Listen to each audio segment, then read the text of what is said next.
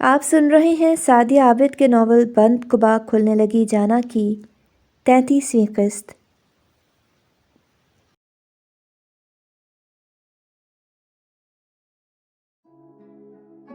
ذوالفقار عابدی کو جیسے ہی بیٹے کے کارنامے کا پتہ چلا تھا وہ ناچار اس کی شادی حنین سے کرنے کو راضی ہو گئے تھے، مگر مہلوکہ کو انہوں نے بڑی مشکل سے راضی کیا تھا، کیونکہ کنان ان کا اکلوتا بیٹا تھا اور اس نے جس طرح خود کو گولی مارنے سے گریز نہ کیا تھا، وہ حقیقتاً پریشان ہو گئے تھے کہ اس کی ضدی و حاکمیت پسندی سے واقف تھے۔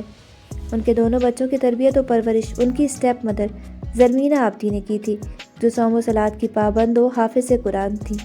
وہ دونوں بچپن سے اپنی سگی دادی سے زیادہ زرمینہ عابدی کے قریب رہے تھے اور ان کی تربیت و پرورش ہی تھی کہ مہلاج اور ماہ کنان برائیوں کے درمیان رہ کر بھی اچھے رہے تھے، ان میں ڈھل نہ سکے تھے کہ اچھی تربیت کبھی رائیگاں نہیں جاتی۔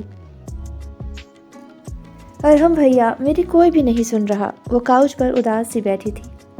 تمہاری کوئی نہیں سن رہا تو تم سب کی سن لو۔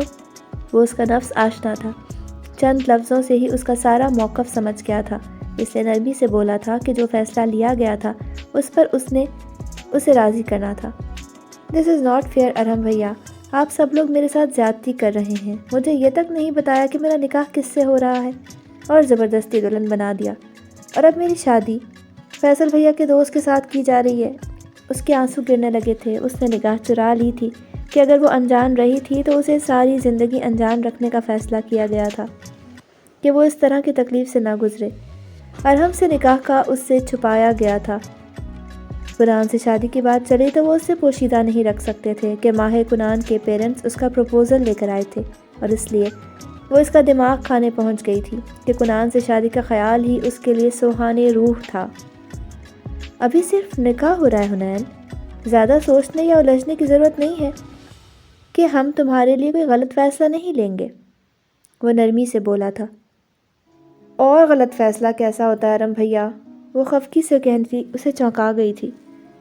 وہ بالکل بھی اچھے انسان نہیں ہیں، اور آپ لوگوں نے ایک خراب انسان کو میرے لیے چوز کر لیا ہے، پھر بھی کہتے ہیں کہ غلط فیصلہ نہیں لیں گے، جبکہ آپ سب جانتے ہیں آپ وہ کتنے برے انسان ہیں۔ مجھے برے لگتے ہیں، ان سے خوف آتا ہے مجھے۔ اس کی آنکھوں میں آنسو جھلملانے لگے تھے۔ قرآن کا اب تک تمہارے سامنے صرف منفی کردار و عمل سامنے آیا ہے، اس لیے تم اسے غلط ماننے میں حق بجانب ہو۔ اس کو پلکیں جھپکاتے دیکھ کر وہ نہایت نرمی سے کہنے لگا تھا، لیکن سچائی سے مجموعی جائزہ لیا جائے تو وہ برا انسان نہیں ہے، اسی لیے ہم نے اس کے لیے پروپوزل کو تمہارے لیے قبول کر لیا ہے کہ وہ تم سے محبت کرتا ہے، تم خوش رہو گی اس کے ساتھ۔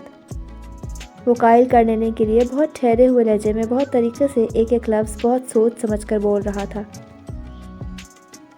آپ سب کیوں نہیں سمجھ رہے کہ مجھے ان سے شادی نہیں کرنی، وہ مجھے نہیں پسند، وہ جھنجھلا کر بولی تھی۔ وہ اس کو دیکھنے لگا، اس کا حسین چہرہ غصے سے دہکنے لگا تھا اور اس کے چہرے پر ماہ کنان کے لیے واضح ناپسندیدگی پھیلی تھی، مگر ان سب کی مجبوری یہ تھی کہ وہ اس کی پسند کا خیال نہیں کر سکتے تھے کہ ماہ کنان نے ان سب کو بے بس کر دیا تھا۔ یہ اور بات تھی کہ نوید عالم ہی نہیں، اس نے بھی ہر طرح سے تسلی کے بعد ہی پروپوزل ایکسیپٹ کیا تھا، مگر اس کا صاف انکار۔ وہ ہارنے لگا تھا مگر بے بس تھا، اس لیے اس نے کچھ سوچ کر پینترا بدلا تھا۔ وہ شخص نہیں پسند تو صرف اس لیے شادی کر لو کہ میں ایسا چاہتا ہوں۔ اسے اس کے مان جانے کی امید تھی کہ اس کی بات نے اسے رونا ہی بھلا دیا تھا۔ وہ بے یقینی اور ناسمجھی سے اس کے چہرے کو تکنے لگی تھی۔ جب میں خوش نہیں ہوں گی تب آپ کو پتہ لگے گا کہ آپ نے اپنی خاطر مجھ سے کتنا غلط فیصلہ کروایا ہے۔ وہ اٹھی اور اس کے کمرے سے نکل گئی، جبکہ وہ ساکت بیٹھا رہ گیا۔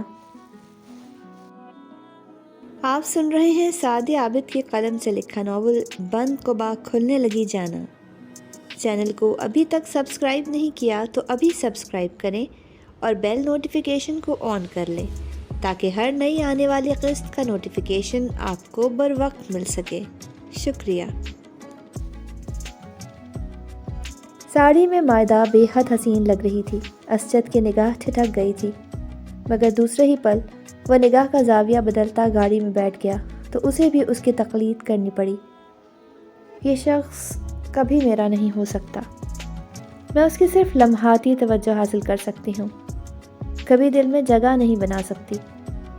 مائدہ کم مائگی کے احساس میں ڈوبی سوچ رہی تھی کہ وہ پچھلے کچھ دنوں سے اس کی نگاہ کا ٹھٹکنا، ٹھٹک کر ٹھہرنا اور پھر پلٹ جانا محسوس کر رہی تھی، مگر جب وہ کوئی پیش رفت کرنے کو تیار نہ تھا تو وہ مر کر بھی پہل نہیں کر سکتی تھی۔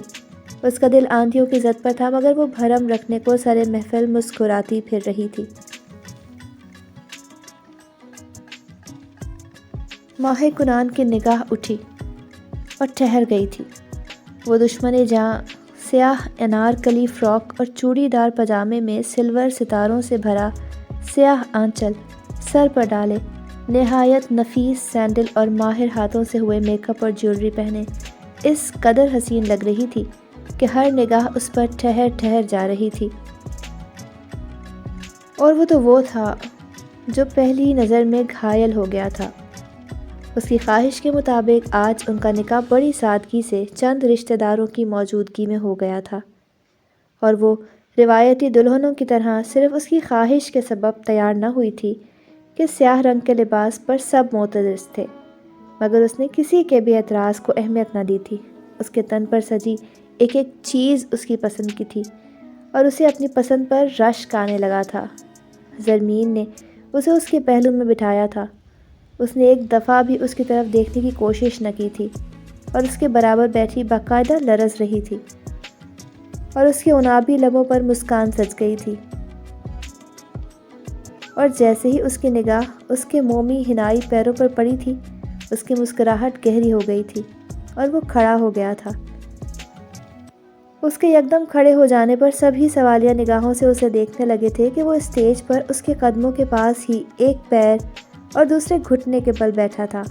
اس کی اس حرکت پر کتنی ہی نگاہیں ساکت ہوئی تھیں، حیرت و استعجاب سے پھیل گئی تھیں، اور وہ بھی بالآخر اسے دیکھنے پر مجبور ہو گئی تھی، اور اس نے ایک دل فریب مسکراہٹ اس کی جانب اچھالی اور وائٹ گولڈ کی نہایت بیش قیمت پازیب اس کے پیروں میں سجا دی۔ اس کے احساسات بہت عجیب سے ہو گئے تو وہ لب کچلتی نگاہ چرا گئی تھی۔ خود اسے نہیں پتا تھا کہ وہ کبھی یوں کسی کی بھی پرواہ کیے بغیر اسے کوئی تحفہ اتنے خوبصورت رومانٹک انداز میں دے گا، مگر اس کا سچا محبت لٹاتا انداز ساجدہ کے بے چین دل کو کچھ سکون دے گیا تھا۔ جو ہوا تھا اس سب میں ان کی مجبوری کا ہاتھ تھا، اس لیے بے کلی و بے اطمینانی کنڈلی مارے بیٹھی تھی۔ وہ اس کو مسکرا کر دیکھتا کھڑا ہوا تھا اور اس کے پہرو میں ٹک گیا تھا۔ میری طرف سے تمہارے لیے یہ پہلا تحفہ ہے، اور جب تم ہجر زدہ سالوں کے بعد رخصت ہو کر میری سونی زندگی کو اپنے وجود سے مہکانے آؤ گی، تب میں تمہیں اپنا آپ گفٹ کر دوں گا۔ وہ سرگوشی کے سے انداز میں گھمبیر لہجے میں بولا تھا۔ اس کی پلکیں لرزنے لگی تھیں اور وہ اس کی حالت سے محظوظ ہوتا کچھ اور ہی سوچنے لگا تھا۔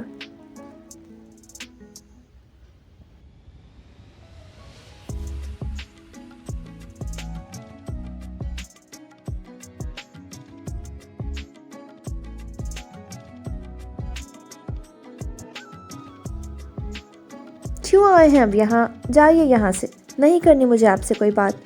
تیسری دستک پر بھی کوئی آواز تک نہ آئی تو وہ دروازہ دھکیلتا بنا اجازت کے ہی کمرے میں داخل ہو گیا۔ وہ دشمن جہاں بستر پر تکیے میں منہ دیے لیٹی تھی۔ وہ کچھ کہتا، اپنی آمد ظاہر کرتا کہ وہ اسی پوزیشن میں لیٹے لیٹے ہی بولی تو وہ حد درجے چونک گیا تھا۔ آپ سن رہے تھے سعدیہ عابد کے ناول بند کبا کھلنے لگی جانا کی 33ویں قسط۔ اگلی قسط کے ساتھ انشاءاللہ بہت جلد حاضر ہوں گے۔